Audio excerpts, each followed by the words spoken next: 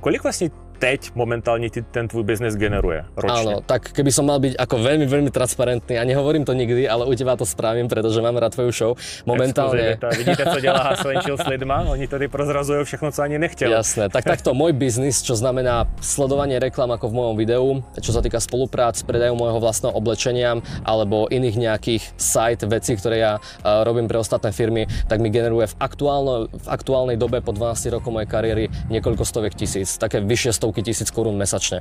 A samozrejme sú aj mesiace, kedy sa dostanem do menších miliónov, ale samozrejme je taktiež aj veľmi dôležité povedať, že mám aj veľmi vysoké výdaje, keďže môžete vidieť, že toto všetko, čo za sebou mám, tak samozrejme prináša aj nejakú starostlivosť, nejaké poistenia, nejaké dane a tak ďalej a o tom sa môžeme kľudne pobaviť. Dane. takže samozrejme áno, je tu jedna vec, že áno, vydelávam trošku viac, ale samozrejme aj výdaje mám trošku viac nastavené. Takže preto môj expand biznisu nikdy nebude prestávať a stále budem hľadať cestu, ako sa posúvať ďalej. Čo je v podstate model každého biznismena, ktorý sa chce posúvať.